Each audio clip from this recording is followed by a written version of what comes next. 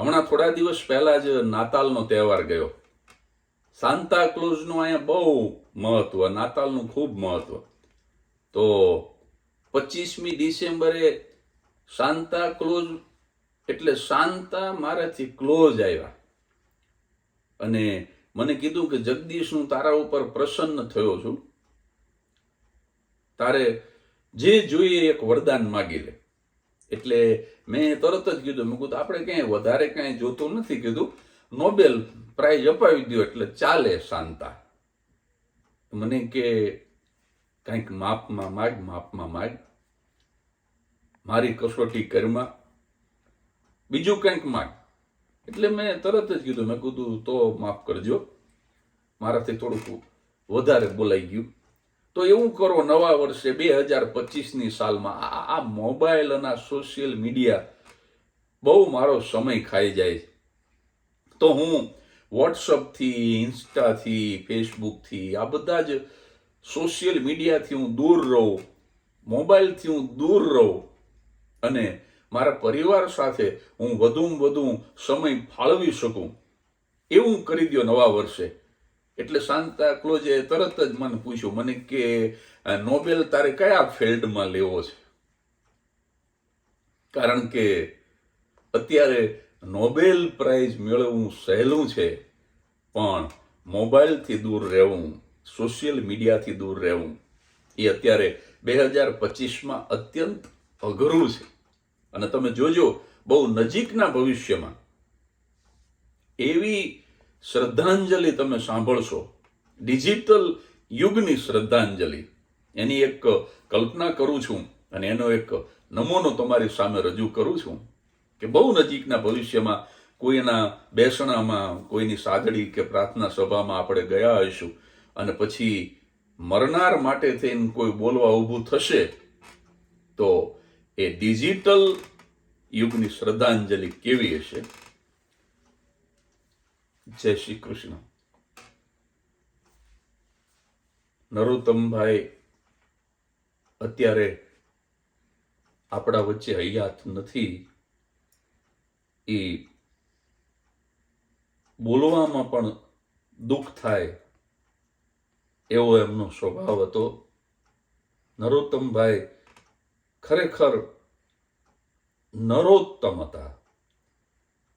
જ્યારે જુઓ ત્યારે બસ ઓનલાઈન હોય. કોઈ અજાણ્યા માણસની ફેસબુક ઉપર ફ્રેન્ડ રિક્વેસ્ટ આવે ને, નરોત્તમભાઈ કાયમ એક્સેપ્ટ કરતા. કોઈ દિવસ અજાણ્યાની રિક્વેસ્ટને પણ એમણે સ્વીકારી ન હોય એવું નથી બન્યું. 80 વર્ષ જીવા નરોત્તમભાઈ, તમે નહીં માનો, 80 વર્ષમાં માણસે કોઈ દિવસ કોઈને બ્લોક ન કર્યા. અને સવારમાં જાગે એટલે 3-4 ભગવાનના, માતાજીના ફોટા, પછી તરત જ 4-5 મોટિવેશનલ સ્પીકરની સ્પીચ અને 2-3 કોમેડિયનના વિડીયો. સાહેબ, 25-30 MBનો માલ જ્યાં સુધી ફોરવર્ડ ન કરે ને, ત્યાં સુધી કોઈ દિવસ મોઢામાં અનાજનો દાણો નથી નાખ્યો. સાહેબ, કે નરોત્તમભાઈને એના મિત્રો સેલ્ફી મોકલે કે પોતે જે ખાધું હોય એ ડીશના ફોટા મોકલે.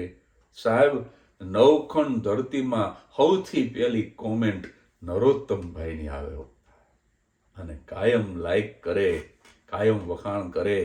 એટલો બધો ઉદાર માણસ કે નરોત્તમભાઈએ કોઈ દિવસ નોનવેજ ખાધું નથી. અરે સાહેબ, ડુંગળી લસણ પણ કદાચ એણે નહીં ખાધા હોય, પણ કદાચ કોઈ મિત્ર નોનવેજની ડીશનો ફોટો મોકલી દે તો પણ how sweet, very tasty, fantastic, આવા કાયમ સારા જ ફીડબેક નરોત્તમભાઈ આપે. ઘણી વખત તો એવું બને કે કોઈએ પોસ્ટ મૂકી હોય, એ નરોત્તમભાઈએ વાંચીએ ન હોય, વિડીયો મોકલો હોય, એ કદાચ એને જોયોય ન હોય, તો પણ બબ્બે મોઢે એ પોસ્ટના અને વિડીયોના વખાણ કરે. અને એ પોસ્ટ અને વિડીયો પાછો અમીરો સાથે શેર કરે, એમાં ગરીબોને ટેગ કરે. એટલો બધો સોશિયલ મીડિયાનો આ માણસ પ્રેમી હતો. ફેસબુક, વોટ્સઅપ અને ઇન્સ્ટા એ તો નરોત્તમભાઈના હૈયું મસ્તકને હાથ હતા.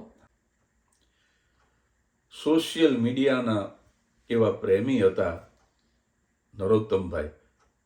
એમની દીકરીને જોવા એક મૂર્તિઓ આવ્યો હતો. નરોત્તમભાઈ એમ ન પૂછ્યું કે તમારે સરકારી નોકરી છે કે નહીં, એમ ન પૂછ્યું તમારે ક્યાંય ઘરનો બિઝનેસ છે કે નહીં, તમારે વ્યસન તો કોઈ નથી ને, આવું કાંઈ જ નહીં સાહેબ. સીધું ધડ દઈને મૂર્તિયાને પૂછ્યું કે ફેસબુકમાં તમારા ફોલોઅર્સ કેટલા?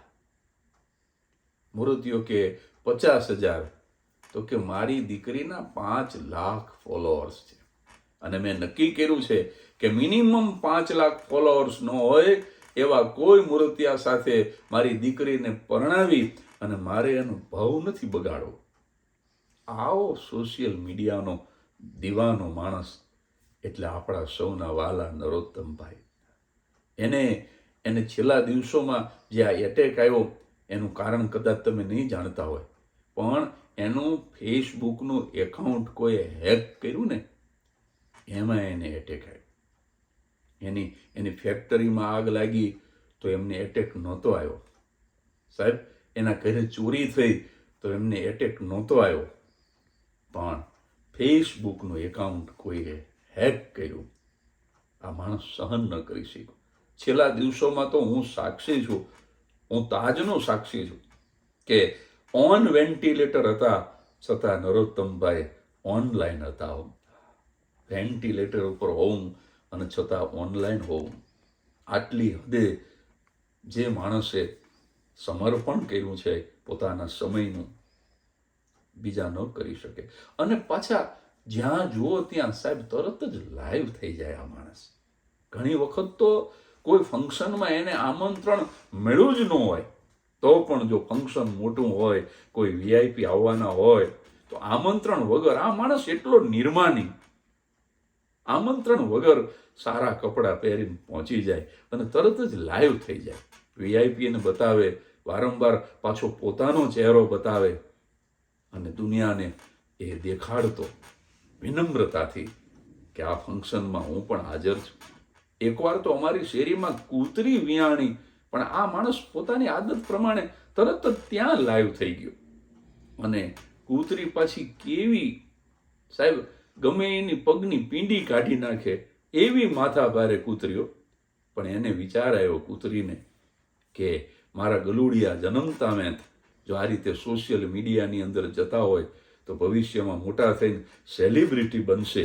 એટલે આવી માથા ભારે કૂતરી પણ શાંતિથી સૂઈ રહી, એ ન બોલી કશું, નહીં તો નરોત્તમની પીંડી કાઢી નાખે એવી કૂતરી.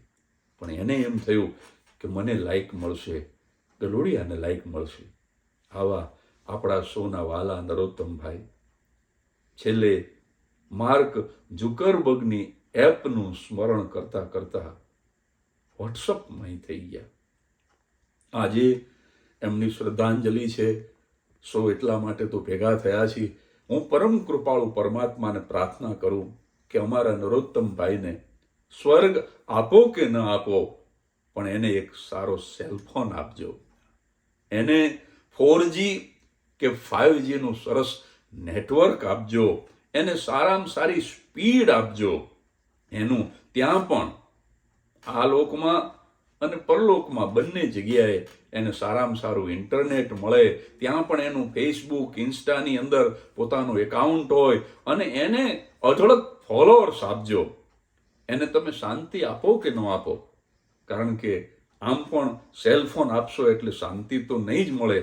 એને શાંતિ મળે કે ન મળે, એને સ્વર્ગ મળે કે ન મળે, પણ એને સેલફોન મળે, એને સોશિયલ મીડિયા મળે એવી પરમ કૃપાળુ પરમાત્માને પ્રાર્થના કરું છું. નરોત્તમભાઈનું ભલું થાય. ઓમ શાંતિ શાંતિ શાંતિ. આજે જ મેં એક પ્રતિકાવ્ય બનાવ્યું છે. આ જે પ્રાર્થના છે એ દરેક બેસણાની અંદર પ્રાર્થના સભામાં ગવાતી ખૂબ જ જાણીતી પ્રાર્થના છે. એના કવિ કોણ છે મને ખબર નથી, પણ એમની ક્ષમા યાચના સાથે માત્ર નિર્દોષ વિનોદ માટે આ મેં એ કાવ્યનું પ્રતિકાવ્ય કર્યું છે. એ નરોત્તમભાઈની સોશિયલ મીડિયાના સ્નેહી નરોત્તમભાઈની શ્રદ્ધાંજલિ સ્વરૂપે આ પ્રતિકાવ્ય પણ રજૂ કરું છું. આજે જ લખ્યું છે એટલે મારા નિયમ વિરુદ્ધ જઈને વાંચીને રજૂ કરું છું. હે નાથ જોડી હાથ પાએ પ્રેમથી સૌ લાગીએ.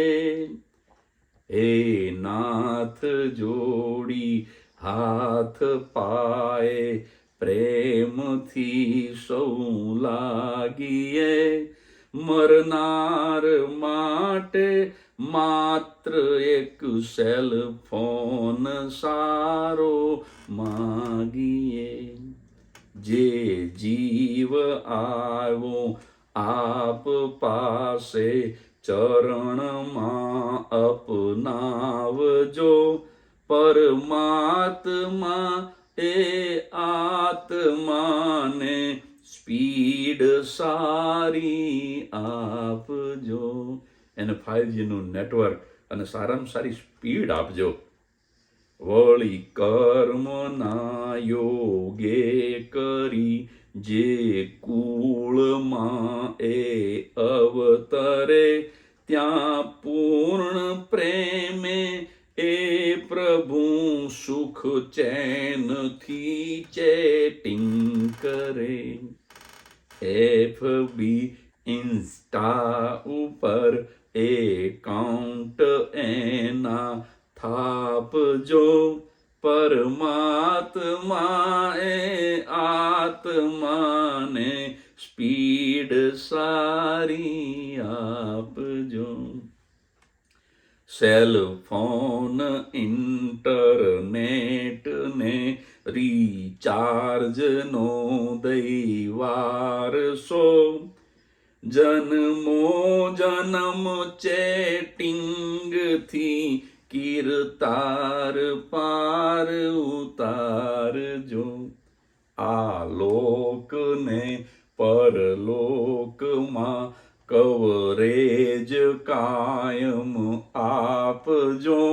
પરમાત્મા એ આત્માને સ્પીડ સારી આપજો. ચોથો અને છેલ્લો બંધ. મળે મોક્ષ કે સુખ સ્વર્ગના આશા ઉરે એવું નથી. દો ફોન મોંઘા માયલો બીજું કશું લેવું નથી. એને સુખ નહીં આપો, સ્વર્ગ નહીં આપો તો હાલશે, પણ મોંઘા માયલો એક ફોન આપજો. મળે મોક્ષ કે સુખ સ્વર્ગના આશા ઉરે એવું નથી.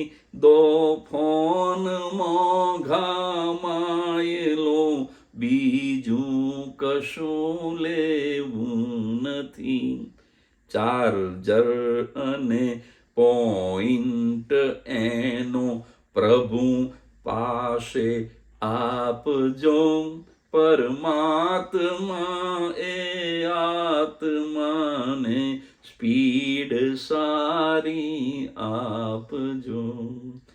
આ સોશિયલ મીડિયાના દીવાના નરોત્તમભાઈની ડિજિટલ યુગની આ શ્રદ્ધાંજલિ છે.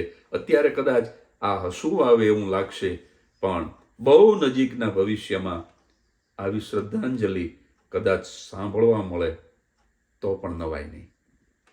Thank you very much.